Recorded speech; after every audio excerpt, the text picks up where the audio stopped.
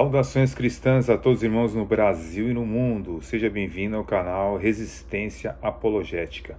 O meu nome é Marcos Lopes e que possamos, nesses poucos minutos, refletir sobre algo interessante.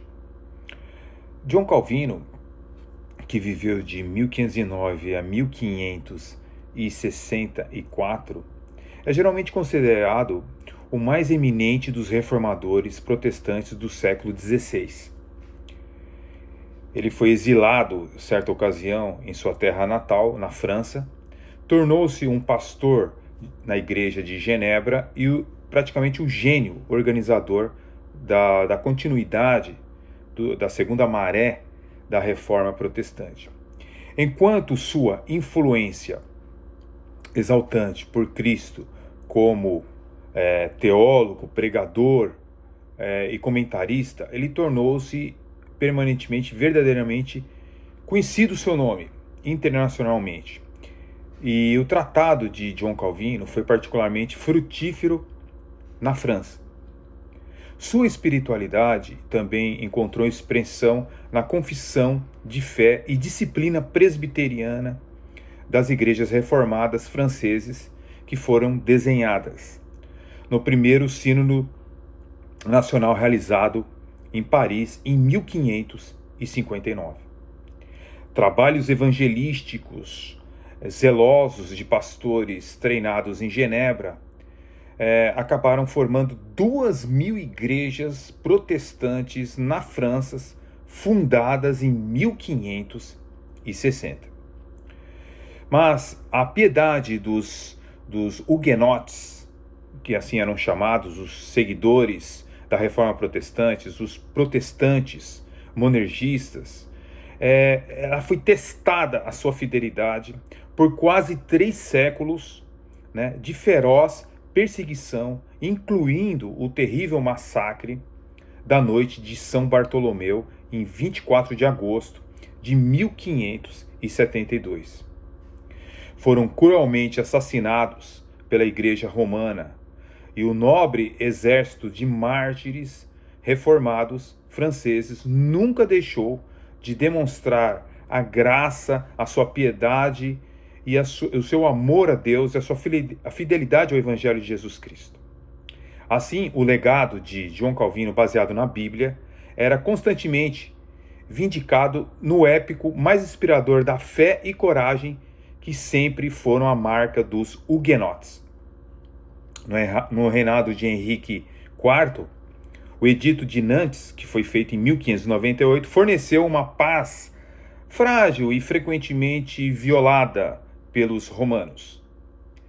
Dirigido pelos jesuítas, a Igreja Romana seguiu uma política de praticamente demolir, acabar com os huguenotes.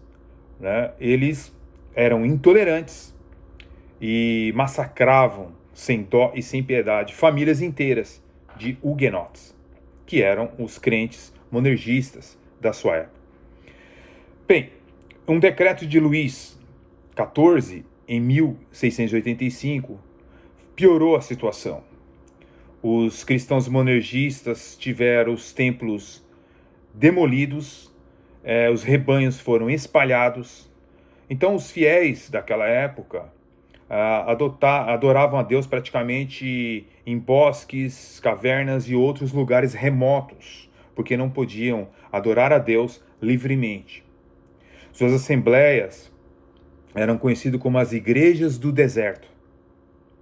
Os capturados pelos exércitos foram punidos. Pastores, anciões e outros foram enforcados e outros enviados para as galés, que eram barcos onde as pessoas morriam praticamente de tanto remar ali como escravos. Isso aconteceu com os cristãos monergistas daquele período de 1685, na grande perseguição. As mulheres, elas foram enviadas para a prisão, e as crianças dos huguenotes, elas foram reeducadas em escolas jesuíticas para tirar a mentalidade protestante de suas mentes, para tirar todo o monergismo de suas mentes e voltar-se para o sinergismo. Muitos crentes e pastores huguenotes acabaram emigrando para a Holanda, Alemanha, Grã-Bretanha e outros lugares. As frustrações e sofrimentos daqueles que permaneceram ligados a essas trágicas perseguições acabaram culminando numa guerra de Camisarte em 1702 até 1709. Mas Deus não abandonou o povo da aliança sob a liderança inspirada, como Deus sempre levanta homens de Deus, né? Então foram levantados 2 homens de Deus ali, Antônio Court, que viveu de 1606 a 1760, e também Paul Rabaut, de 1718 a 1794. Esses 2 homens movimentaram a igreja francesa e houve um incrível renascimento das igrejas reformadas que estavam ali sendo perseguidas pela França. As perseguições gradualmente diminuíram. Os últimos escravos das galês, ali que ficavam no sofrimento de remando até a morte, né, foram libertados em 1775. Por fim, com a opinião pública começando a mudar, o Edito de Tolerância foi concedido em 1787, na véspera, praticamente, da Revolução Francesa. A tirania diabólica dos monarcas franceses e também a tirania dos jesuítas foi dado fim aos poucos. E teve praticamente uma justa recompensa, sabe onde? No terror e no derramamento de sangue da Revolução, né, de 1789. Foi um milagre que o protestantismo francês tenha sobrevivido. No entanto, ao meio de um sofrimento indescritível, o testemunho de pastores huguenotes e das pessoas que serviam a Cristo naquela época foi inabalável. Em seu testemunho fiel ao nosso Senhor Jesus Cristo, a garantia da palavra de Deus acabou sendo uma grande realidade. Quando nós lemos o Salmo 68, versículo 19, nós vemos escrito na palavra de Deus o seguinte: Bendito seja o Senhor que de dia a dia leva o nosso fardo. Deus é a nossa salvação. E o verso 35 diz: Ó Deus, tu és tremendo no seu santuário. Ó Deus de Israel, ele dá força e poder ao seu povo. É Deus que ajuda o seu povo ao meio da perseguição. E a perseguição cria crentes verdadeiros. Embora a vida e as conquistas de John Calvino sejam bem conhecidas, os eventos e personalidades da Reforma Francesa são em sua maioria desconhecidos, pelo menos para o público brasileiro, né? E eu estou trazendo esse vídeo para que sejam conhecida o valor, a hombridade, né, desses cristãos que morreram na Europa.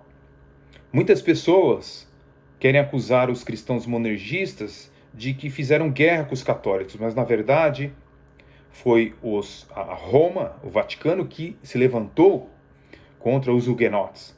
E eles automaticamente teriam que se defender, ou tentar defender as suas famílias, o que foi quase que impossível. Mas conseguiram subsistir, porque sempre Deus levanta líderes entre o seu povo. Então, esses eventos e personalidades praticamente são meio desconhecidas em solo brasileiro. Mas a influência de John Calvino nas gerações posteriores de protestantes franceses é uma história fascinante e inspiradora. Essas histórias, elas podem ser bem conhecidas pelo doutor e pastor britânico Alan Clifford, que nasceu em 1941 na Inglaterra, em Farwell, em Humpnell. Ele teve a sua influência no metodismo e depois foi convertido ao anglicanismo em 1958. Abraçou o puritanismo através da influência do Dr. Lord Jones, que viveu em 1963. Dr. Alan Clifford foi seguido por estudos universitários muito grandiosos em Banjor, em 1966 a 1969, e teve a sua ordenação ao Ministério Congregacional em 1969. Alan exerceu o ministério pastoral em Northam e atualmente em Noraiti. Ele tem um perfil acadêmico maravilhoso, formado em filosofia em 69, filosofia da religião em 1978 e conseguiu seu PhD em teologia histórica em 1983. É um estudioso aprofundado do arminianismo e do calvinismo. A tese de doutorado do Dr. Clifford foi publicada pela Oxford University em 1990. Ele é autor de vários livros e alguns hinos. Sobre esse tema, podemos ver disponível na internet americana os seus variados livros e obras e canções. Que Deus abençoe a todos, fiquem na paz e até o próximo vídeo. Amém.